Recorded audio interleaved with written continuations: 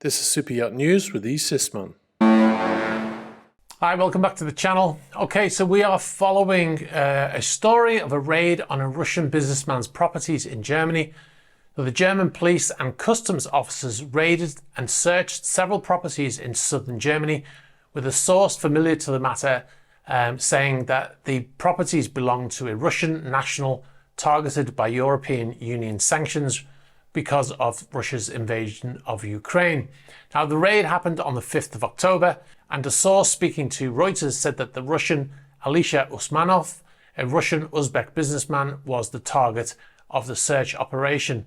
Now, Mr. Usmanov was one of the first Russian businessmen to be sanctioned after the invasion of Ukraine, and his mega yacht, motor yacht Dilbar, suffered as a result of the situation he found himself in.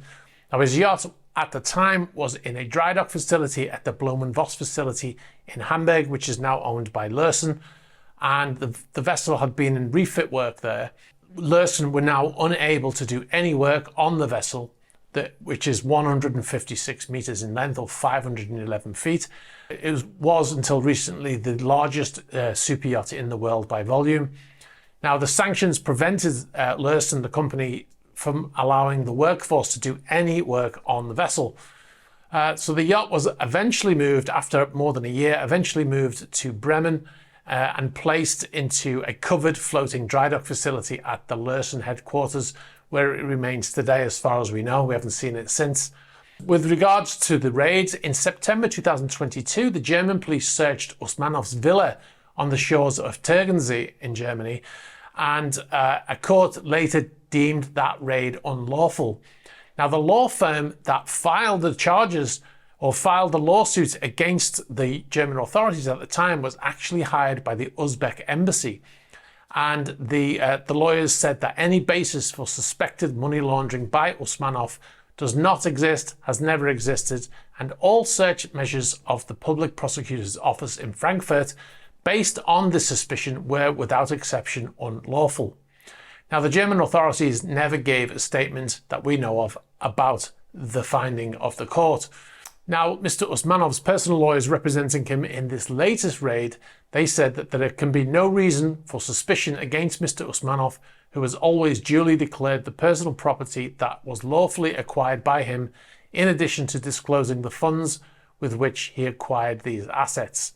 Now, the German Customs Authority Special Commission said that it was acting on court search warrants in terms of why they raided this property, and it said it could not give further details on the operation for tactical reasons.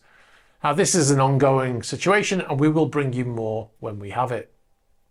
All right, so we'll move on to our next story now, and this is about the OFSI finally given permission to pay ex-crew from a yacht owned by a sanctioned Russian.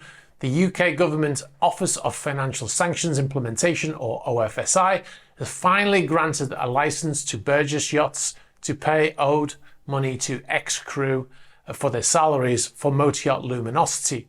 Now, motor yacht Luminosity is a yacht that is currently in Tivat in Montenegro.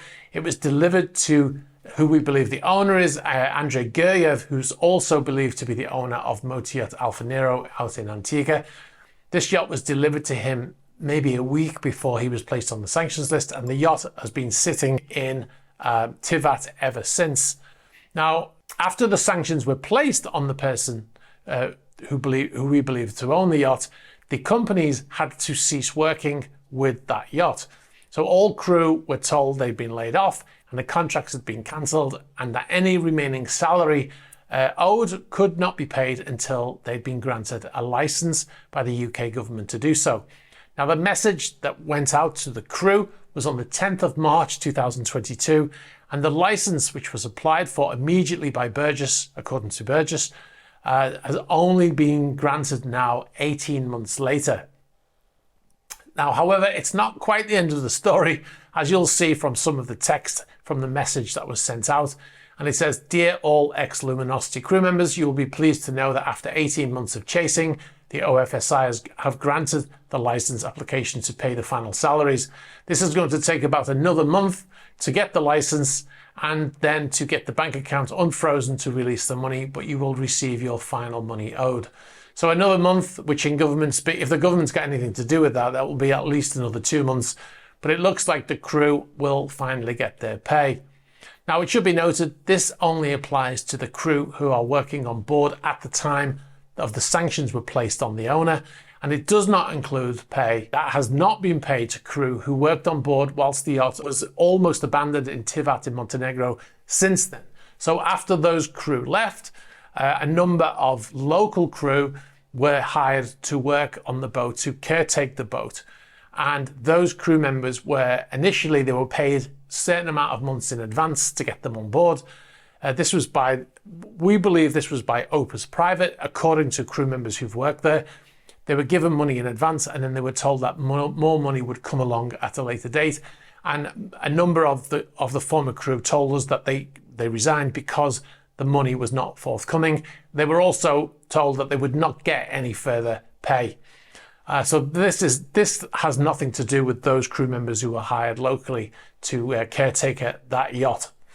The yacht is still in Tivat, Montenegro, as we speak. Now, the Guernsey-based company Opus Private was the company, as far as we know, who was dealing with those payments, and this is completely unrelated to them. So at least almost a happy ending for the official former crew who were on board at the time of the sanctions. So we'll move on to our next story. The latest Feadship has launched at the De Vries Macum facility in the Netherlands. It's a 102.6 metre Project 1011 superyacht. It is believed to be owned by Graham Hart, the chap who built Andromeda and Ulysses and then sold them to Yuri Milner. Now, this Project 1011, which obviously hasn't been named yet, has a sheer bow exterior designed by Sino Yacht Architecture and Design and Naval Architecture from the boards of Azure Yacht Design and Naval Architecture. That's according to Superyacht Times. Now, the outstanding footage you see on screen is from a chap on Instagram. It's called Griffian Photography. I think I pronounced that correctly. You can find him on Instagram. I'll put his username on screen so you can go and give him a follow if you're interested in that kind of thing.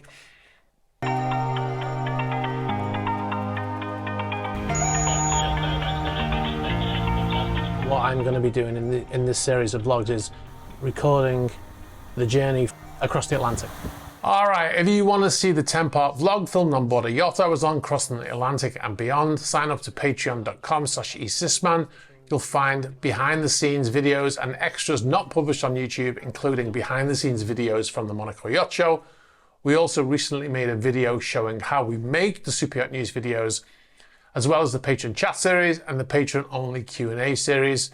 And you'll get early access to YouTube features advert-free, including the first Superyacht Tour and the Bridge Tour and the second Superyacht Tour from the Monaco Yacht Show 2023. They're already live on Patreon. And don't forget the Superyacht News channel. It's all the goodness of this channel chopped up into smaller chunks. So these news videos are chopped up into individual stories. You can find them if you type at Superyacht-News into YouTube.